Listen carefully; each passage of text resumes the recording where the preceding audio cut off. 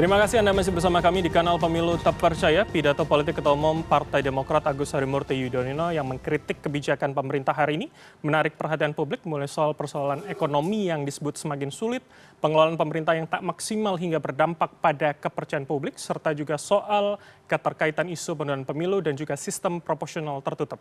Bagaimana kemudian Demokrat menjelaskan kritik keras ini dan apa pesannya, dan bagaimana pula partai berkuasa juga menanggapinya. Untuk bahasnya sudah bersama kami dua narasumber yang hadir langsung di studio. Pertama, Wasekjen Partai Demokrat, Jansen Sitindorn. Bang Jansen, terima kasih. Selamat malam, Bram. Selamat Sehat malam, ya, Bang? seluruh penonton CNN. Baik, yang kedua adalah politikus PDI Perjuangan, Rifki Nizami Karsayuda. Bang Rifki, terima kasih sudah hadir. Terima kasih, sama-sama. Sehat, Abang? Sehat, alhamdulillah. Sehat ya, alhamdulillah. Bang Jansen, Bang Rifki sehat dalam diskusi kita. Dan sebelum kita memulai, kita akan mendengarkan kembali pidato dari Ketua Umum Partai Demokrat AHY tentang ekonomi yang disebut semakin sulit, untuk kemudian menyegarkan lagi ingatan kita. Kita lihat berikut ini. Persoalan ekonomi kita semakin rumit karena keuangan negara tidak dikelola dengan baik. Anggaran terlalu banyak digunakan untuk membiayai proyek-proyek mercusuar yang tidak banyak berdampak pada kehidupan wong cilik. Tidak banyak berdampak kepada saudara-saudara kita yang terkategori miskin dan kurang mampu. Oke, ini menarik. Kemudian paling tidak ada bahasa ekonomi semakin sulit dan penyebutan wong cilik nih, Bang Jansen. Ya. Apa yang kemudian pesan yang ingin disampaikan? Kritiknya memang seperti itukah kondisi hari ini? Jadi sebenarnya ya, ada cukup banyak sebenarnya kalau kita lihat pidato ini ya, isu yang disampaikan oleh Mas AHY. Jadi untuk memulai diskusi ini saya ingin membaginya begitu. Jadi ada isu yang mungkin bisa kita perdebatkan, misalnya soal utang ya dikaitkan dengan PDB bolehlah. Kemudian soal infrastruktur bolehlah, soal food estate bolehlah, karena ini kan soal mazhab pembangunan begitu. Tetapi ada tiga hal menurut saya ya, yang ini memang harus segera kita tangani, baik kita pihak yang sedang mengelola kekuasaan maupun kita oposisi begitu. Apa tuh tiga itu? Yang pertama tuh kalau disampaikan Mas AHY itu soal harga pupuk untuk petani mahal dan langka. Sudah mahal dan langka begitu. Jadi kalau kita bertiga nih ya tidak terkait langsung dengan ini karena kita tidak petani begitu. Gitu. Tetapi yang petani langsung ya ini sedang mengalami. Jadi sudahlah pupuk itu mahal dan langka. Jadi ini harus segera ya ditemukan solusinya. Tapi artinya begini, tunggu dulu. Banyak sekali kemudian yang akhirnya memberatkan masyarakat kecil dan juga penyebutan wong cilik tadi. Persis, ini kan bagian dari wong cilik. Nah, itu makanya saya ingin nunjukkan begitu. Pak Jokowi pun kemarin ternyata saya cek ya sesudah pidato itu diburu soal ini. Itu makanya saya katakan soal ini dia. Jokowi diteriaki petani soal pupuk mahal. Pak Jokowi mengatakan, saya sudah tahu ini dari CNN, saya ambil khusus ini kan di tempat diskusinya 10 Maret lalu di Blora. Jadi kalau kita begitu ya, tidak ngerasakan ini. Jadi salah satu politisi mungkin di Indonesia ini yang paling sering muter Indonesia hari ini, kalau kita lihat media sosialnya terlihat, itu Mas AHY.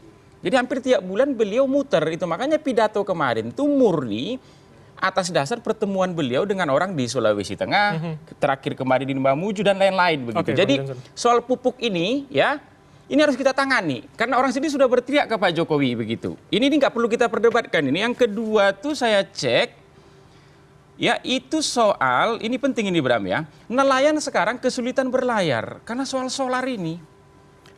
Saya mengingat bahwa disebutkan harga itu kemudian berdampak karena BBM yang naik. Itu salah satu poin yang kemudian disampaikan Mas AHY. Kita nanti masuk ke situ. Jadi kita bukan nelayan.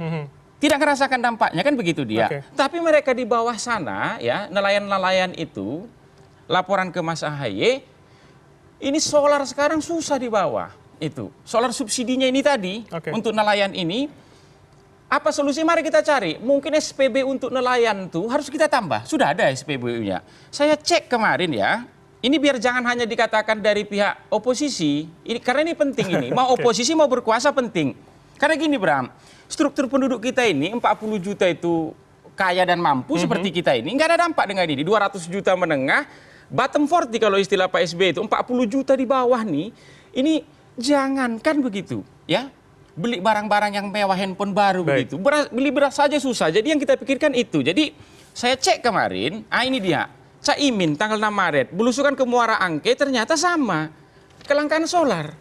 Ini solar. Jadi kalau Ibu Nike Pertamina, Niken ya, Pertamina melihat ini begitu, teman-teman Pertamina, tolong ini ditangani solar nih. Oke, artinya menurut Anda ada disparitas yang jelas, kemudian yang Satu di bawah lagi dulu, tidak Bram. merasa... Sebelum itu satu lagi, karena acaramu Singkat ini saja. penting. Singkat Acaramu ini penting bisa merubah kebijakan. Yang ketiga tuh yang disampaikan soal inflasi. Jadi inflasi kita sekarang sudah melewati ambang batas 5%. Oke. Itu dia. Jangan dipakai ukuran di Eropa, Rusia katanya 11% sedang perang begitu. Jadi begini, inflasi itu naik di Indonesia ini biasanya dibentuk itu atas dasar kenaikan harga bahan pokok. Oke. Jadi gini, di depan mata ini tinggal hitungan hari, kita ini mau Idul Fitri, mau Lebaran. Jadi tidak ada Lebaran saja, tidak ada Idul Fitri, barang pokok itu sudah naik. Apalagi ada Idul Fitri dan Lebaran. Baik. Itu makanya Bang Jansen, soal kita tiga ini, konfirmasi ke Bang ya, Rifki. soal inflasi apa nih ya, barang pangan ya, itu tolong ditangani. Kalau ini kita sendiri ngerasakan. Oke, baik. Itu. Kemudian soal solar untuk nelayan, sama soal pupuk itu. Soal pupuk ini Pak Jokowi sendiri sudah teriaki nih. Semoga Pak Jokowi menonton ini atau pihak KSP menonton ini, ya karena kebijakan ada di sana. Ini tolong segera ditangani begitu. Baik, tapi artinya soal infrastruktur apakah itu juga termasuk? Karena kemarin yang salah satu menarik perhatian juga adalah disebut proyek mercusuar yang kemudian tidak ramah rasanya kepada wong cilik. Persis, kalau ini bisa kita perdebatkan. Karena ini kan soal masa pembangunan gitu loh. Penting tiga tadi sudah tersampaikan dulu soal infrastruktur. Ya. Singkat saja Bang. Kalau ini nggak bisa singkat. Kan begitu. Kan harus segera ditanggapi. Untuk begitu. proyek mercusuar katanya. Saya belum semua sebenarnya proyek infrastruktur Pak Jokowi ini saya coba begitu. Tapi ada satu yang sudah saya coba yang dekat rumah saya. Nah, silakan nanti dicek. Saya kan kebetulan tinggal di daerah Kelapa Gading. Di situ ada proyek LRT dari Kelapa Gading menuju Rawamangun. Saya cek tuh itu 5,3 T anggarannya. Baik. Tapi sepinya enggak tanggung. Oke. Karena sebenarnya jarak dari Kelapa Gading ya ke Rawamangun itu kita itu lari saja 15 menit sampai. Kalau naik sepeda motor 10 menit sampai. Berarti itu yang termasuk mercusuar, tidak efektif. Di Kelapa Gading itu ya bukan jalur pekerja gemuk. Rata-rata model kami ini punya mobil atau masyarakat tinggal di situ. Enggak ada yang naik. Baik. Itu makanya kita katakan kemarin ya, inilah yang disebut infrastruktur trap. Dia dibangun pun sesudah dia berjalan begitu ya. Dia nggak bisa membiayai dirinya sendiri. Oke, Bang Jansen. Yang kedua, sedikit. Yang kedua, tapi poinnya kita sudah dapat bahwa soal mercusuar, kereta cepat. Soal kereta cepat. Ini overrun malahan. Kalau pertama itu pemerintah mengatakan tidak akan pakai APBN. Ternyata pakai. Ini mari kita pikirkan bersama nih. Tiba-tiba di tengah jalan pakai APBN. Sudah pakai itu overrun. Oke, kelebihan biaya. nanti kita bisa menjelaskan. Aku cek tadi, tunggu dulu sebelum ke review. Ada beberapa. Kalau ini mungkin bisa jawab. Ini. Bengkak proyek kereta cepat Jakarta-Bandung tembus 117 triliun. Enggak masukku, aku tidak ingin debat. Aku ini biasa debat tuh apa namanya itu benturan-benturan kita. Baik. Nah, ini kan soal substansi ini begitu dia. Ini kan harus kita tangani ini. Kalau ini nanti berdiri ya kan pakai APBN kita juga, APBN-mu, APBN-nya sendiri, APBN-ku juga kan kita tuh. Poinnya kita sudah menangkap. Jadi itu dia kalau soal proyek silakan, itu tadi Bang ya. Rifki seperti apa? Ada beberapa poin kemudian disparitas dianggap tidak peduli wong cilik, ada proyek mercusuar yang dianggap hanya ada saja tapi tidak berdampak. Ya ada kondisi yang memang tidak berdiri sendiri di dalam negeri. Kita ambil contoh soal kelangkaan dan mahalnya harga pupuk. Pupuk yang paling dibutuhkan petani itu salah satunya adalah pupuk urea. Saya kebetulan ketua Himpunan Kerukunan Tani Indonesia. Saya ini anak dan cucu petani, kendati saya sudah tidak jadi petani. Nah, urea itu 70% itu dibentuk oleh gas alam. Gas alam kita itu sangat tergantung selama ini dari impor, terutama dari Rusia. Karena gas alam Rusia itu harganya sangat murah dibanding gas alam dalam negeri. PDI Perjuangan sudah lama sekali mengoreksi soal persoalan-persoalan kenapa kemudian gas alam di dalam negeri itu langka dan harganya mahal dan kita belum mampu misalnya mengandalkan BUMN seperti PT Perusahaan Gas Negara. Nah, dan karena itu kemudian konflik Ukraina-Rusia itu sedikit banyak mempengaruhi. Nah, Presiden Jokowi dan kawan-kawan di DPR, termasuk saya kira kawan-kawan Demokrat juga di Komisi 4, di Komisi 6, saat ini sedang mengikhtiarkan agar kemudian pabrik-pabrik pupuk kita, terutama yang berada di bawah Pupuk Indonesia Holding Company, PIHC itu, untuk kemudian bisa mendapatkan pasokan pupuk yang cepat, murah, dan terjangkau. Yang sampai dengan detik ini ikhtiar itu terus dilakukan. Tapi kalau kemudian disebutkan tidak peduli wong cilik seperti apa kemudian? Iya, kalau itu dikorelasikan dengan kemudian kepedulian kepada wong cilik ya itu bisa-bisa saja. Tapi ingin saya katakan tadi, saya dalam beberapa hal sepakat dengan Bang Jansen bahwa ini persoalan kita bersama sebagai sebuah bangsa yang harus kita pikirkan. Dan apa yang disampaikan oleh Mas Ahaye saya kira adalah satu kenyataan yang sekarang bukan pemerintah berdiam diri tapi kemudian terus berikhtiar. Yang kedua, soal kemudian kelangkaan solar bagi nelayan. Kementerian Koperasi dan UMKM sekarang itu sedang menggalakkan koperasi-koperasi nelayan untuk menjadi penyalur solar non subsidi. Yang selama ini solar non subsidi itu banyak sekali disalahgunakan oleh beberapa pihak yang kemudian sekarang jalur distribusinya diperbaiki. Dan itu di banyak tempat jauh lebih baik dibanding masa-masa sebelumnya. Kemudian seperti yang kemudian disebut oleh Demokrat? Apapun kebijakan tentu memiliki celah.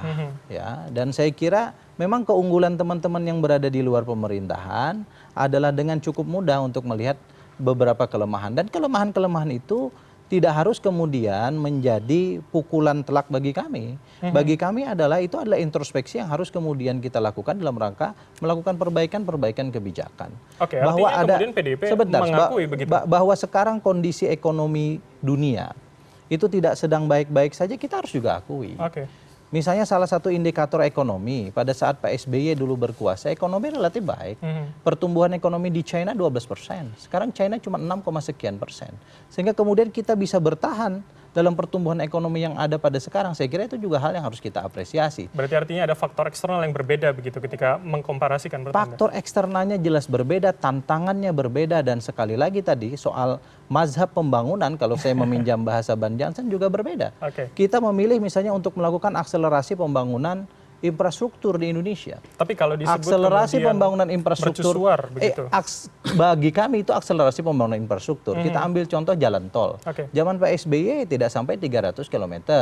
Di zaman Pak Jokowi lebih dari 2.000 sekian kilometer. Saya dulu lama di Komisi 5 DPR RI. Dan kawan-kawan Demokrat di Komisi 5 DPR RI itu juga sangat ambisius untuk mendorong berbagai macam proyek-proyek infrastruktur di dapilnya masing-masing. Dan karena itu saya kira ini kan soal keberpihakan kita pada model pembangunan. Tapi tepat sasaran dan pertanyaannya? Angel pembangunan yang mana? Ya kalau kita bicara soal tepat sasaran atau tidak, infrastruktur itu kan adalah media untuk kemudian menjadi pengungkit ekonomi. Kalau yang tadi dicontohkan Bang Jansen ada 1-2 yang bisa kita perdebatkan juga soal kereta cepat, soal LRT dan seterusnya. Kita juga kan bisa mencontohkan. Sekarang ini misalnya bendungan, kita sudah bangun puluhan hampir ratusan bendungan di Indonesia. Yang dulu di zaman PSB nggak nyampe 10. Bendungan-bendungan besar yang itu tentu punya implikasi mestinya dengan kemudian swasembada pangan kita, dengan kesejahteraan petani kita, dan seterusnya dan seterusnya. Saling berkait begitu. Nah, karena itu saya mengapresiasi pidato Mas Ahaye sebagai sebuah pidato politik dan sikap politik Partai Demokrat yang disampaikan beliau sebagai ketua umum, dan narasi yang beliau sampaikan menurut pandangan saya sebagian narasinya adalah cukup positif, memberikan solusi-solusi kepada kita, tapi hal yang lain saya kira juga tidak beranjak pada kondisi yang sesungguhnya bahwa bangsa ini tentu sedang tidak baik-baik saja. Poinnya kita dapat. Bang Jansen seperti apa? Dikatakan tidak beranjak, tapi kemudian apa yang terjadi faktor eksternal cukup berbeda dengan apa yang terjadi zaman Pak SBY, Bang Jansen. Iya, kalau soal eksternal itu tiap pemerintahan itu sebenarnya punya problem eksternal begitu. Seperti Pak SBY 2004 tuh baru sebentar menjabat tiba-tiba datang tsunami.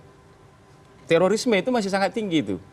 Jadi boleh dikatakan 2004 tuh Pak SBY bisa menang dari Ibu Mega tuh, kalau di Amerika disebut sebagai law and order. Ada cukup banyak calon presiden di Amerika yang terpilih kemudian jadi presiden karena bawa tema hukum dan ketertiban begitu. Terorisme banyak sekali, tinggi sekali begitu, tiba-tiba Pak SBY muncul begitu. Ini yang mungkin bisa buat kita tertib, buat aman begitu. Jadi kalau soal problem eksternal banyak, minyak dunia tuh, saya kemarin juga debat di sini juga, ya kan? Di zaman Pak SBY itu bisa sampai 120 tuh per barel. Kalau sekarang ini paling tinggi kemarin 60, bahkan sekarang mungkin ini di bawah 40 nih sekarang gitu. Jadi artinya itu yang saya katakan tadi, ada beberapa isu ya yang harus kita selesaikan ini, karena ini terkait warga negara kita langsung gitu. Saya tadi cukup senang Rifki mengatakan misalnya soal problem pupuk tuh, memang ada problem. Itu makanya mari kita segera kita tangani begitu. Kalau kemudian kita katakan, Pak Jokowi juga mengatakan di sini, ada perang Rusia itu makanya pupuk kita jadi nggak ada Bu, mereka katakan ke petani. Terus itu apa itu solusi kan gitu dia. Jadi mari kita cari solusinya. Soal pupuk ini juga mungkin karena subsidi ya. Problem subsidi ini memang ada banyak, termasuk soal penyaluran. Sawit misalnya, saya ini kebetulan anak dari Sumatera cukup banyak sawit. Sawit itu kan nggak boleh nerima subsidi. Jangan-jangan ada juga masuk ke sana. Sekali lagi ya, jangan-jangan ya. Berarti solusinya tidak tepat sasaran menurut Anda? Itu makanya saya katakan jangan-jangan. Itu makanya ini kan pupuk subsidi ini kan untuk petani non sawit kita anggaplah begitu ya. Ini harus kita bereskan nih.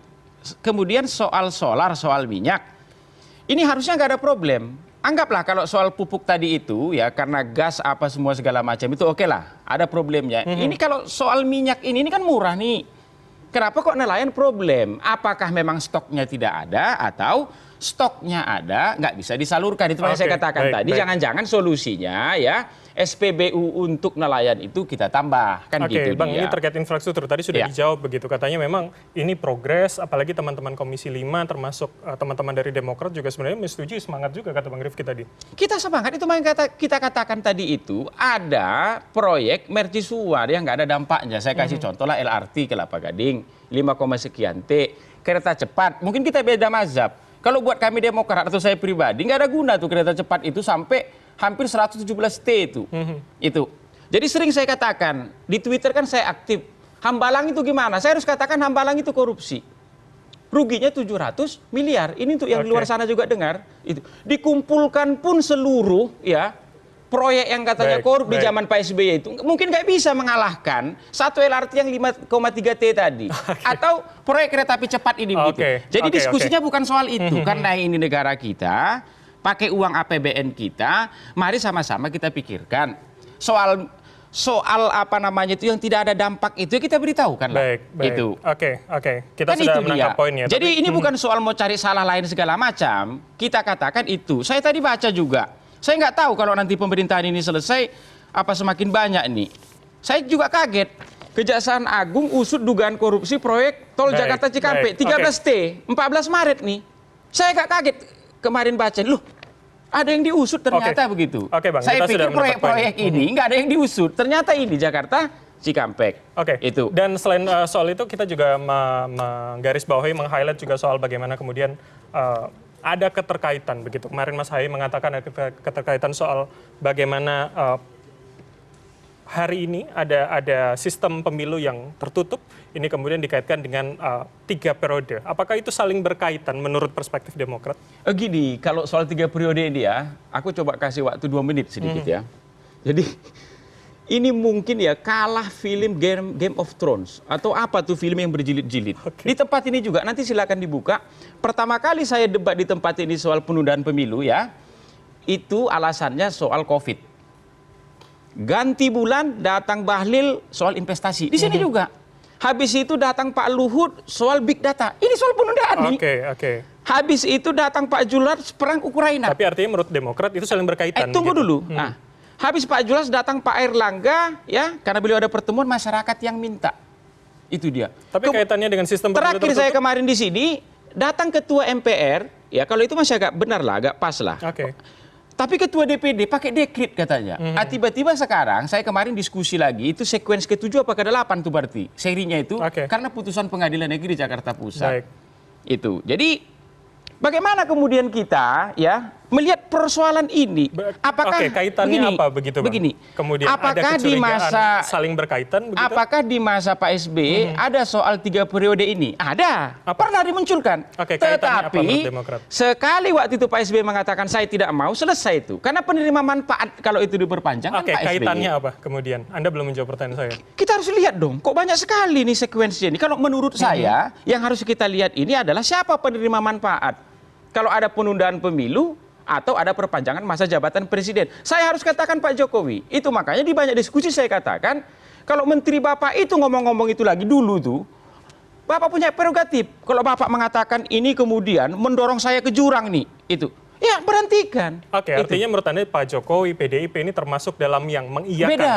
Maksudnya begitu? Kalau PDIP itu tweet saya kemarin terakhir ya, di luar publik mengatakan hubungan Ibu Mega Pak SBY ini ya panas dingin, tapi kalau soal-soal isu terkait konstitusi, baik. kami PDIP dan Demokrat, Ibu Mega Pak SBY itu sama. Tidak boleh ada penundaan pemilu termasuk perpanjangan masa jabatan. Pemilu reguler kita ini sudah sangat tepat. Jangan kemudian kita buat huru-hara republik ini begitu. Oke, Bang Jansen, karena soal nafsu berkuasa ingin berpanjang masa jabatan. Kalau itu sama nilai-nilai kami. Kita minta komentar singkat saja. Oh ya, PDI Perjuangan sejak awal Ibu Ketua Umum menegaskan bahwa kita ini adalah partai ideologis, partai yang taat pada konstitusi. Konstitusi bagi kita adalah platform dalam politik. Dan konstitusi menegaskan bahwa pemilihan umum diselenggarakan 5 tahun sekali dan secara reguler tentu jatuh tahun 2024. Seluruh struktur partai, kemudian kami yang berada di legislatif memiliki platform yang sama. Dan karena itu kita sangat serius untuk memastikan tahapan-tahapan pemilu itu berjalan agar pada tahun 2024 itu bisa kita laksanakan pemilu sebagaimana yang sudah kita sepakati dan putuskan. Tapi ketika dikaitkan dengan sistem proporsional tertutup yang dipilih PDIP. Oh, itu dua hal yang berbeda. Saya ingin katakan sebelum saya berangkat ke studio ini tadi kami masih melaksanakan rapat dengan seluruh penyelenggara pemilu dan pemerintah, Menteri Dalam Negeri di Komisi 2 DPR RI. Kami membicarakan bagaimana posisi KPU dalam rangka menghadapi upaya hukum banding terhadap putusan Pengadilan Negeri Jakarta Pusat dalam konteks perdata. Dan kita semua memberikan dukungan kepada KPU termasuk memberikan masukan-masukan agar kemudian KPU bisa membalikan putusan banding itu dan menolak atau kemudian bukan menolak ya membatalkan putusan Pengadilan Negeri Jakarta Pusat. Kalau Bang Jansen kemudian mengatakan ini rentetan yang secara kebetulan terjadi. Jangan tanyakan ke PDI Perjuangan, karena bukan PDI Perjuangan yang melakukan itu. Tadi Bang Jansen menyebutkan kok aktor-aktornya dan itu tidak ada satupun dari PDI Perjuangan. Jadi kalau Bram yang memaksa-maksa ini ke PDI Perjuangan, saya minta maaf ini Bram. Kalau itu sama nilai kami, Bram. Itu jangan dipaksa-paksa lah ke PDI Perjuangan. Tapi disebutkan dalam satu kalimat begitu kan artinya. Enggak. Gimana? Dalam satu kalimat enggak. Ini perlu saya klarifikasi. Bang Jansen tadi menyebutkan aktor-aktor terutama teman-teman yang ada di kabinet. Kabinet kita ini menganut mazhab presidensil. Konstitusi kita mengatur itu, presiden itu berhak kemudian mengangkat para pembantu-pembantunya, para menteri. Yang pembantu-pembantunya kan tidak semua dari PDI Perjuangan. Dan harus diingat satu persatu, tidak ada satupun kader PDI Perjuangan termasuk mereka yang ada di kabinet dan kami yang ada di DPR menyuarakan persoalan-persoalan yang kita bahas ini, soal penundaan pemilu, soal periodisasi 3 periode dan seterusnya. Kalau terkait dengan sikap politik kami soal sistem proporsional terbuka, itu lebih pada sebuah keyakinan kami bahwa partai politik adalah partai kader, di mana partai politik itu tempat untuk kita menggodok ideologisasi, pendidikan politik, dan tentu orang yang paling layak ditempatkan di lembaga legislatif adalah orang yang betul-betul diketahui oleh partai politik. Di sisi yang lain liberalisasi pemilu kita, politik uang semakin menjadi-jadi, yang kemudian membuat banyak sekali orang yang tanpa ideologi masuk ke dalam parlemen. Yang itu kemudian memberangus pelan-pelan ideologi partai-partai politik. Bagi PDI Perjuangan, terapi bagi persoalan-persoalan ini adalah dengan kita menerapkan sistem proporsional tertutup. Kita konsisten mengajukan ini mulai tahun 2012 dalam RUU Pemilu, lalu tahun 2017.